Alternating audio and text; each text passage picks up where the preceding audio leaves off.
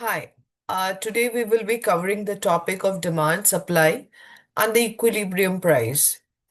So let's start with the topic demand. What comes to your mind when I talk about demand?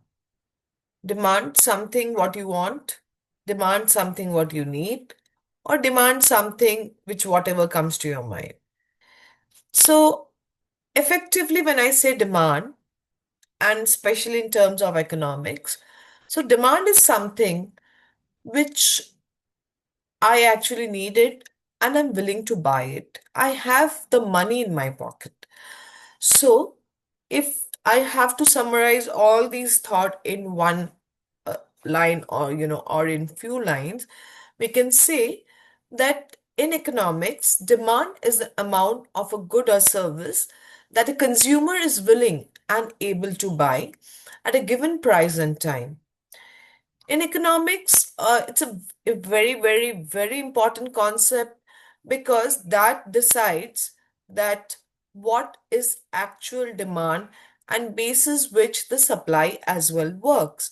So, just to reiterate, demand is the willingness and ability to buy a product. Now, we will talk about a very, very important point of demand, which is called the law of demand. Let's understand ourselves. When I go to a market, will I buy a lot of thing when the price is very high? Definitely not. We would not expand our purchase when the price of a particular good is very high. We mostly postpone our purchases when the price of any good is on higher side. Similarly, when you are talking about law of demand, the law of demand states that there is a negative or inverse relationship between price of a product or a good and its quantity demanded. We also call this as ceteris paribus. Now, what is a ceteris paribus? When I'm talking about ceteris paribus, we're just talking about the price and the quantity demanded. So other factors are simply kept constant. Okay, so no other factors are coming into the picture. So we are just talking about if the price rises, the demand falls. If the price falls, the demand rises, which is very, very clear and evident from this graph. If you can look at this graph, we can see at the price P1, the quantity demanded is comparatively very, very low. As the price decreases when there are very less consumer at P1, the price decreases to P2. When the price decreases to P2, the quantity demanded shifts from Q1 to Q2. Further down, when we move from P2 to P3, the quantity demanded shifts from Q2 to Q3. So at this price, at this lower price, the quantity demanded is the maximum. So what does this mean? The demand curve is a curve which shows a negative relationship between the price of a good and its quantity demanded, which is also you can term it as ceteris paribus. It is a graphical representation of the below down is a graphical representation of your demand schedule. The following demand graph illustrates a demand curve based on the data given in the above table. Now we are going to talk about the relationship between price and demand. Now, what we just saw that when the price was high, the quantity demanded was comparatively less. Let's understand some examples. When there is a sale in a shop or a mall, what do you see? How the consumer behaves. The consumer goes on buying and buying and buying. Why? Because low price encourages more consumer purchases, right? So it's always the opposite when the price rises. When the price rises, consumer refrains from buying. So demand rises as price falls, demand falls as price rises. So higher price means fewer people will be able to buy the product. So what is happening now, they will be able to, like, if the price is high, there will be very, very less people willing to buy the product. And there might be a possibility that they might shift to a rival good.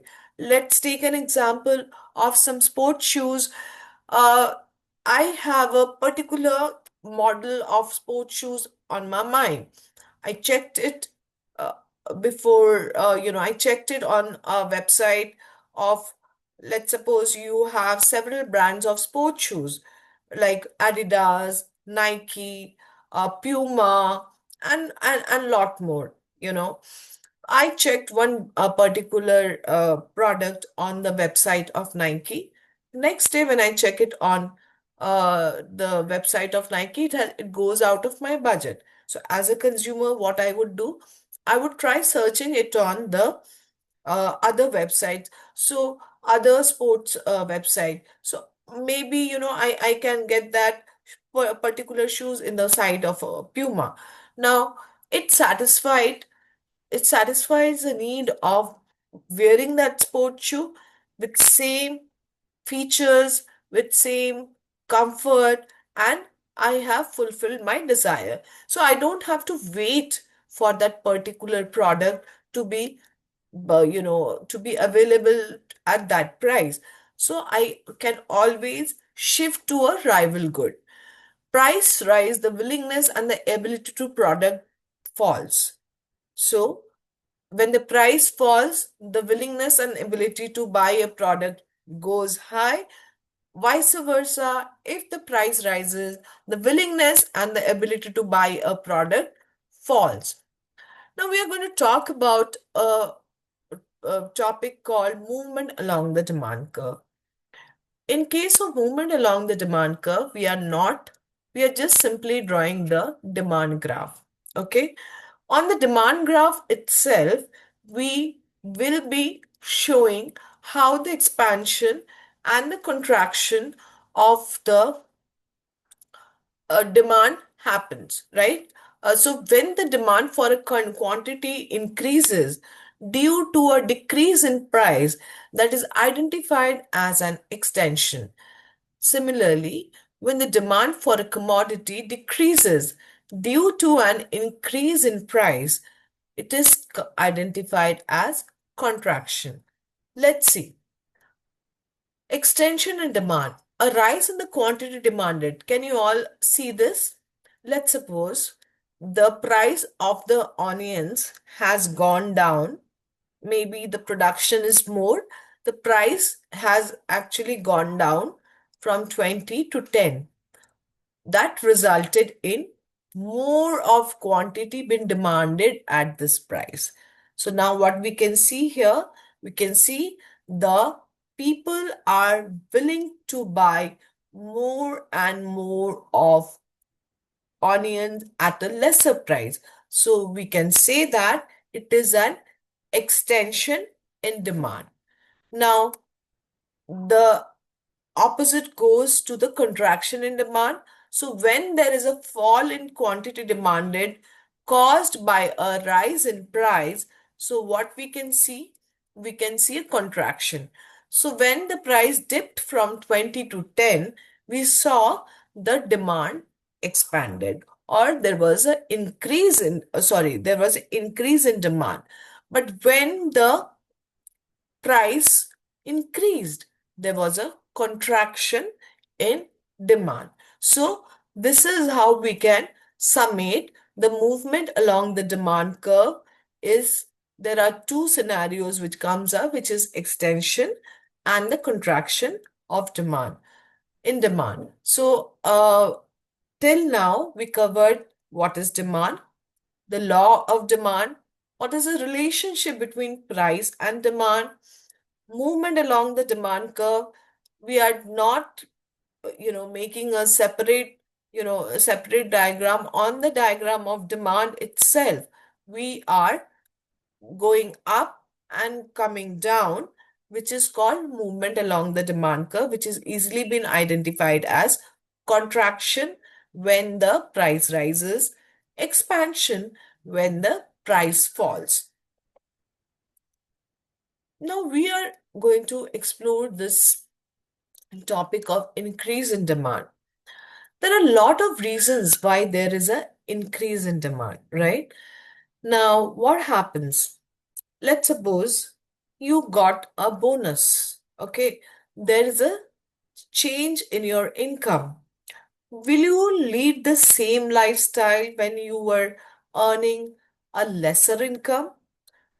Definitely not. I being a spendthrift, I will definitely not do that. So what I would do, I would increase my demand of a for a good which I wanted to have more, which I was not able to have because I was getting a less income. Please remember, the increase in demand here is not happening because of the price factor. The increase in demand here is happening because of my increase in disposable income.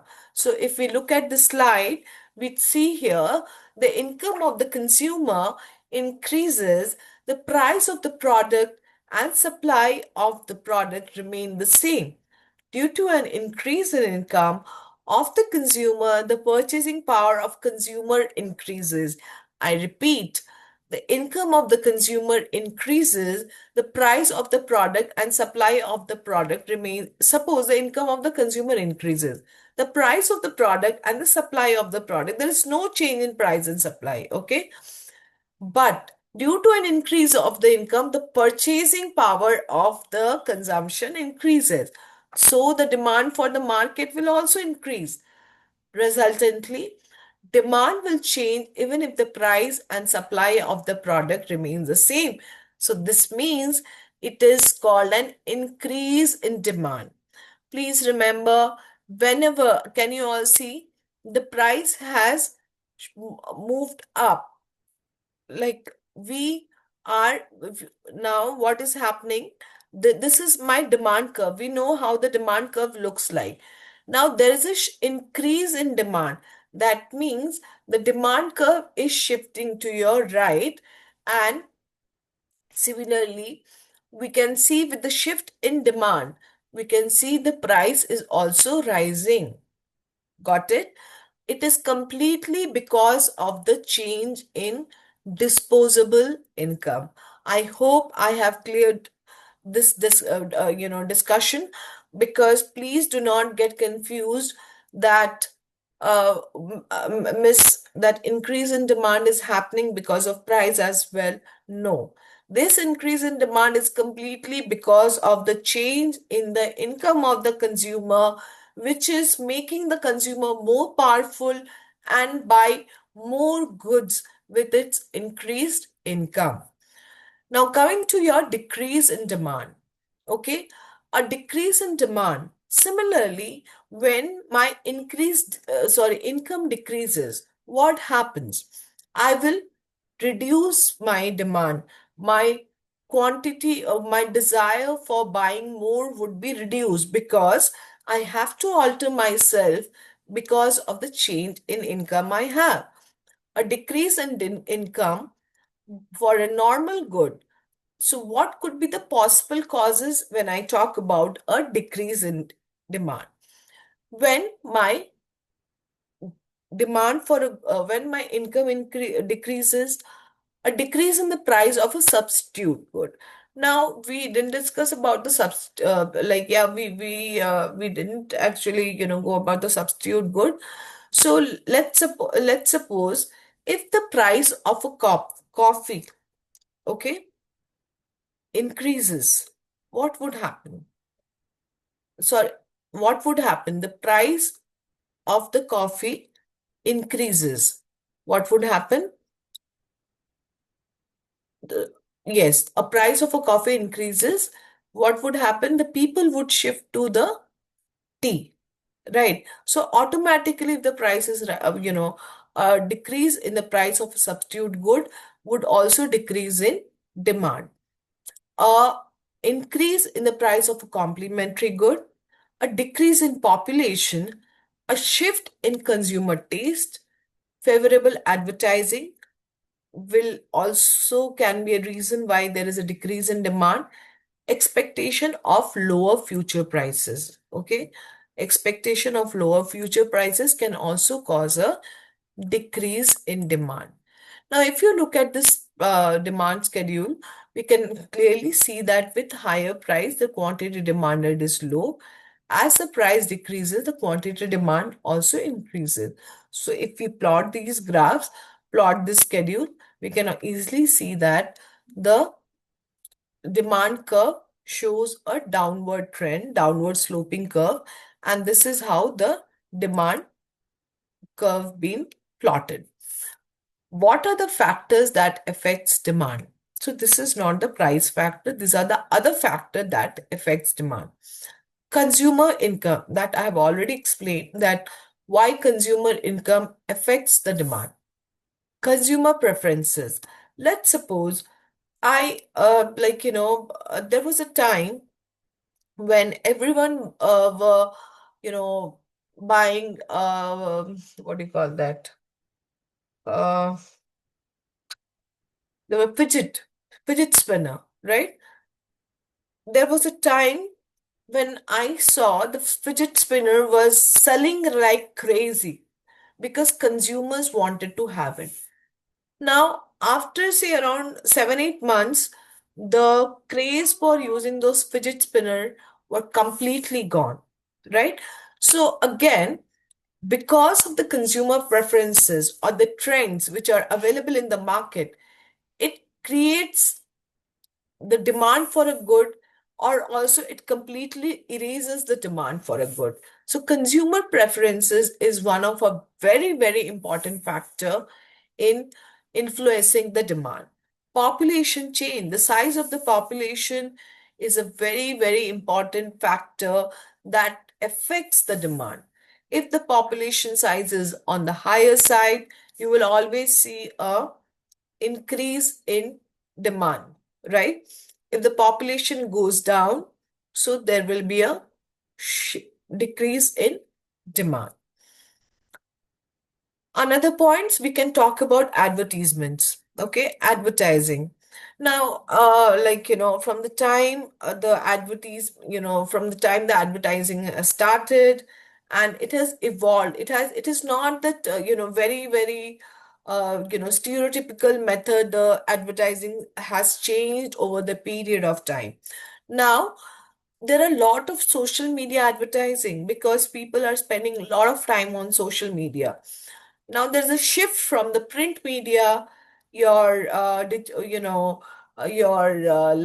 television as well. There are a lot of still there are TVCs, television commercials, but just using the print media and television commercial, it will not be enough for your advertising a product. You need to have advertisement with a maybe a social influencer or a lot of other space. So that also influence the demand. Price of related goods. So as I have told you, Pepsi and Coca-Cola are substitute goods. So a change in the price of one good will affect affect the demand for the other good. Substitute good, complementary good. So these prices of these good would affect the demand. Okay, not the price of this good, price of the related good, right? So do not get confused. So can we, okay, one more good I want to talk about. There are some goods called inferior goods. So inferior goods are not like normal goods. Let's suppose I earn a very, very less income. So with that income, I will keep my expenses low at the lowest possible. So let's suppose we take the example of your bajra, right? Bajra is also a kind of millet which can be best substituted with your wheat, right? So as being coming from a low income category, I cannot afford to buy wheat. So I'm relying on Let's suppose I'm a farmer in a field. I need a lot of energy to work, but at the same time, I do not have the money to buy wheat. So what I would do, I would substitute that requirement for using wheat with my uh, bajra, right? Because bajra is equally, it is nutritious, it gives me a lot of strength, so I would rather use it. And so when my income increases, instead of increasing the usage of inferior goods, I would reduce the consumption of inferior goods and shift to the normal goods. So inferior goods and the price and price of the inferior good rises. What happens to inferior good? The consumption, like if your income increases, you would shift your consumption from inferior goods to normal goods, right? Now, coming next to it, the next topic what we are covering here is your supply. So when I talk about a supply, so supply refers to the amount of goods or services firms or producer are willing to make and sell at different prices. The amount of a good or service producers are willing and able and sell to consumers in the market known as a quantity supplied. It can be measured over a period of time, say each week, month, or year. So now, till demand, whatever we covered, is that we were thinking from the consumer point of view. Now we are completely changing the shift. We are completely seeing it from the supplier point of view, right? Now, law of supply. Economic in economics, we call this as a direct relationship between the quantity supplied and the price of the commodity. As a supplier, I would always look at that I am gaining more and more profit. Okay. So earning more profit is my aim. Whenever the price of a good in the market goes high, as a supplier, I increase my production. Hence, my relationship with the price and the quantity supplied is a positive relationship, right? Or it's a direct relationship.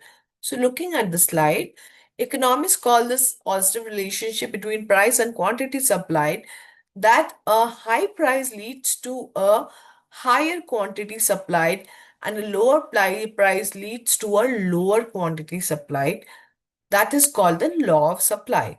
The law of supply states that there is the price of goods or services results in an increase in their supply.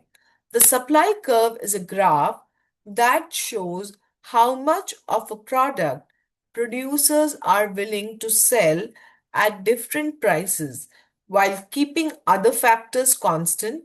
It slopes downward, meaning that when the price of a product goes up, producers are willing to sell more.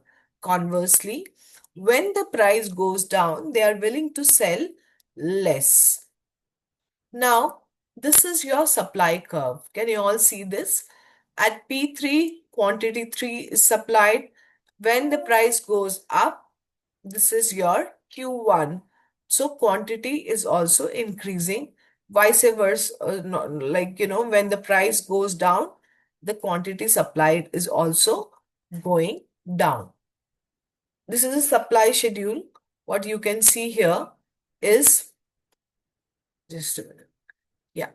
So price rises, supply quantity supplied is also decreasing. Sorry. Yeah, it's increasing.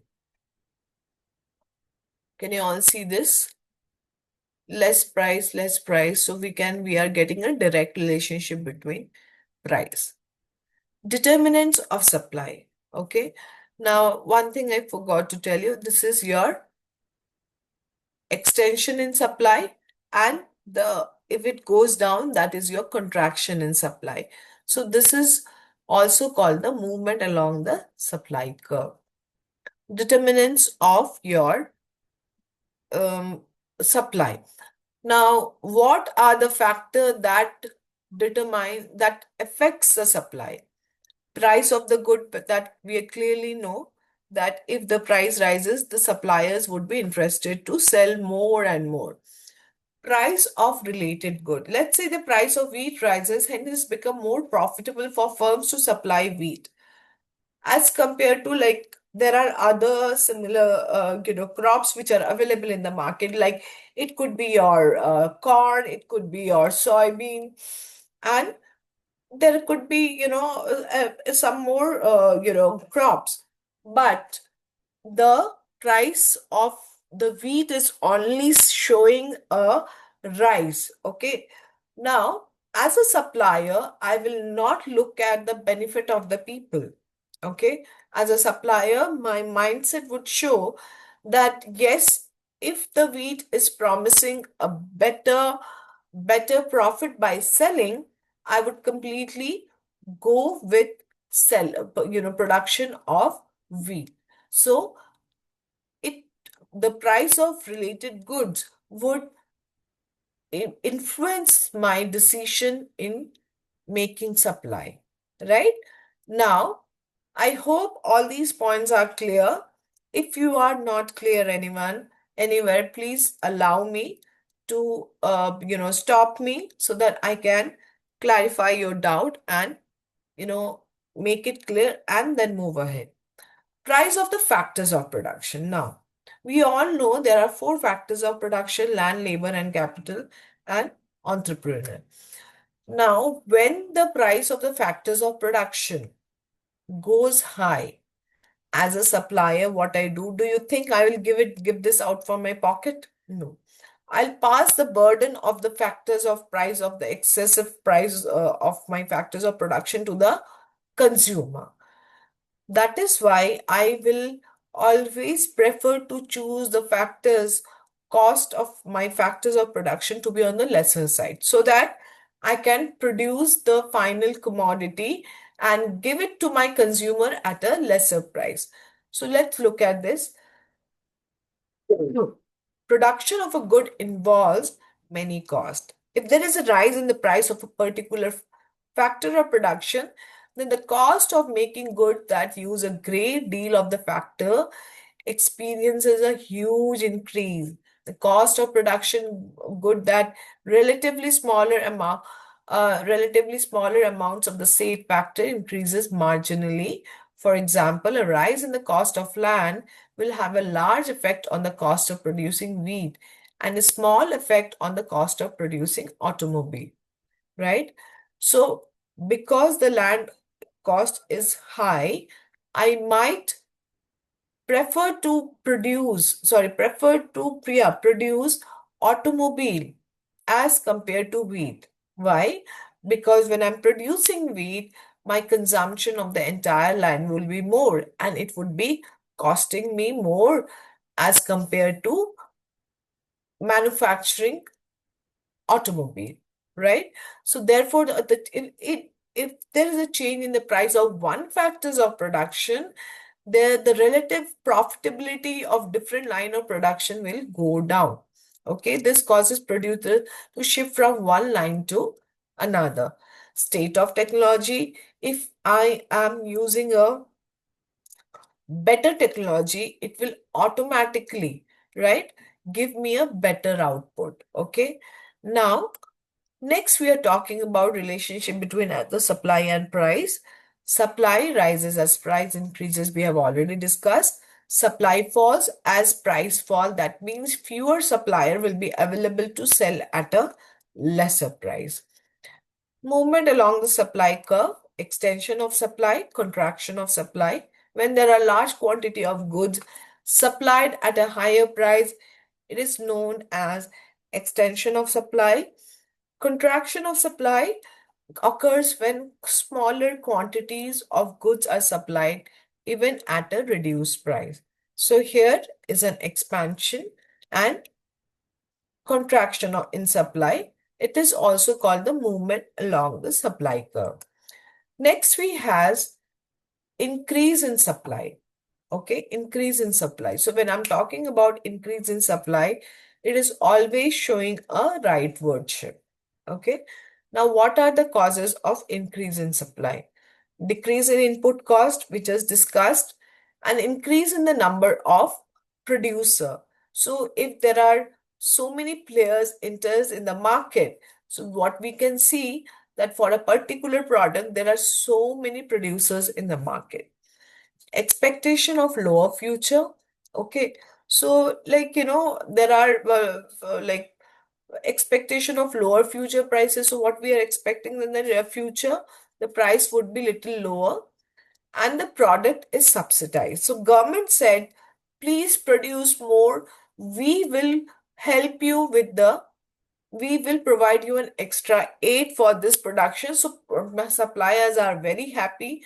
They are getting lot of benefits. Now they said, okay, let us produce more.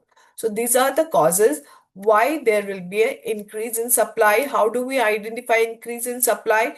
Increase in supply is always identified with shifting to your right. Your supply curve is always shifting to your right. Decrease in supply, just the opposite. It is shifting towards your left. This is my left hand and left. And increase in output cost, what could be the probable causes? An increase in input cost, a decrease in the number of producers, expectation of higher future prices. If a tax per unit is imposed, which will make the product less profitable, firm will produce less. Now we are going to talk about market equilibrium. Okay, what is called market equilibrium?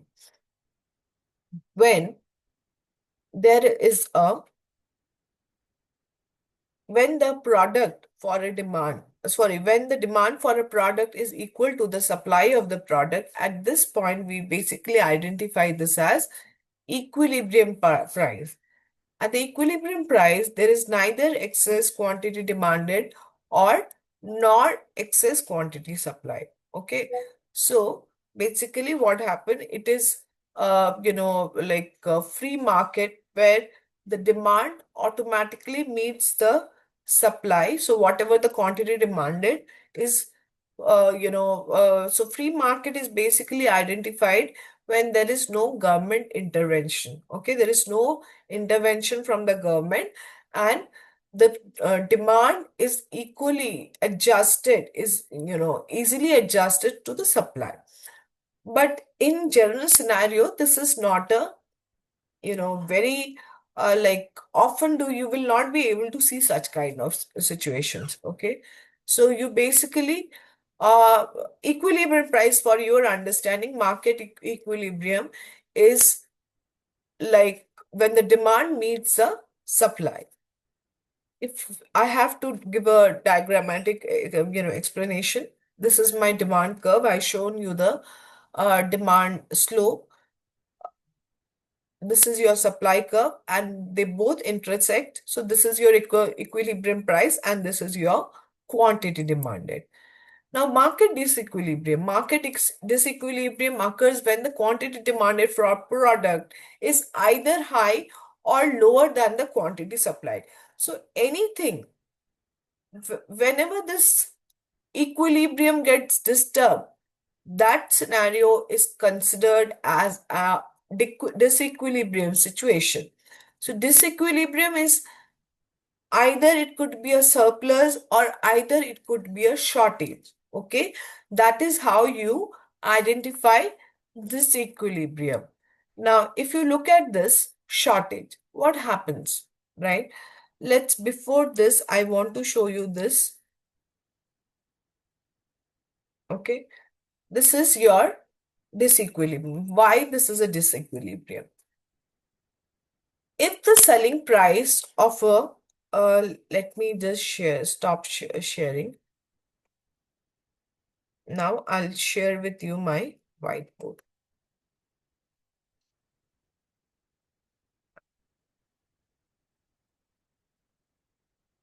Okay. Now, if you look at this one,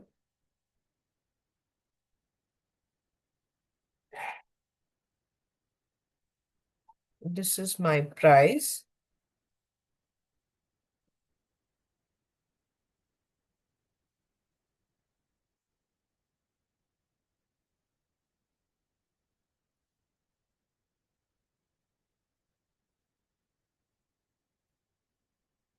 This is my quantity.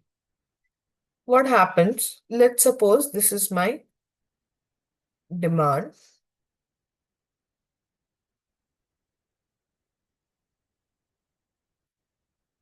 This is my supply. Okay. Now this is my, sorry, this is my equilibrium point.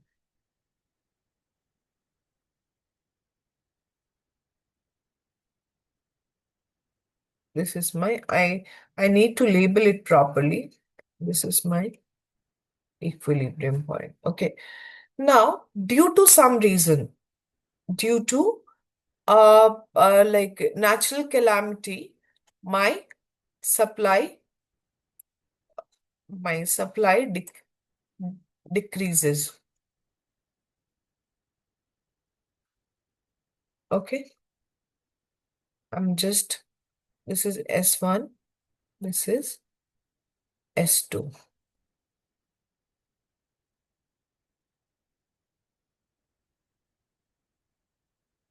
The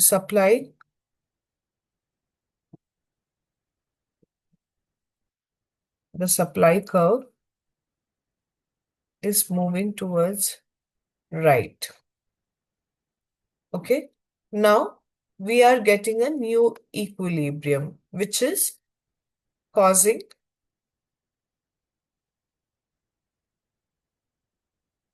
less. So it was, this was Q, this was P, this is P, this is Q, Q to Q1. What happened? Because the supply decreased, the price increased. Okay. Now what we can see here, because of the natural calamity, the price, the supply decreased from S1 to S2, and as a result of which the quantity demanded moved from Q to Q1 and the price increased from P to P1. So can we see this, right? So what is happening? Because of a natural calamity, there is a disequilibrium in the economy. So as a result of which, the price also changes, the equilibrium shift from E to E1. So this is what we are talking about, disequilibrium, right? Now, going back to what I was sharing with you, just a minute. Yeah, yeah. So now, coming to this, if the selling price of a product is set too low, okay, if the selling price of a product is set too low, demand would be very high. Demand would be very high. So, for initially, the equilibrium price at PE and the quantity supplied was sorry quantity supplied was QE. At price P, the quantity supplied was QE. Now the price reduced, as a result of which the demand has increased, but the supply is not sufficient to meet the demand. So that is when we identify this scenario as the shortages. Okay. Now the excess demand will, can you all see that? That 0 to QD is your excess demand. But what quantity is supplied for the same? Q to QS is the quantity supplied for the QD demand. So automatically, can you see this triangle? So this triangle is talking about excess demand, and excess demand is also being also called as shortages. Okay. Now we are going to talk about surpluses.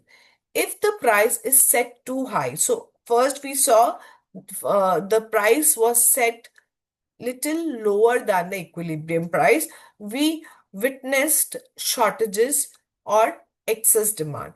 Now we are taking a scenario where the price is set above the equilibrium price. Now, what is happening? If the price is set above the equilibrium price, it's a very good situation for supplier, but it is not a good situation for consumer demand, right? Now, what will happen, as we know the law of demand, if the price rises, the quantity demanded decreases. Similarly, this is what happens. The price rose and the quantity demanded shrink. Whereas with the price rise, the quantity supplied has increased. Can you all see this? This price is intersecting the supply curve at this point, and the final quantity supplied is your QS, whereas the quantity demanded is QD. Okay, so this kind of situation will always cause excess supply, and if there is an excess supply, there is a high possibility of lot of wastage. I hope I have been able to make the topic of demand, supply, movement along the demand curve, increase and decrease in demand, then factors affecting demand, supply, determinants of supply, movement along the supply curve, increase and decrease in supply, then market equilibrium, disequilibrium, shortages, and surplus. So please let me know if you have any feedback. Thank you so much.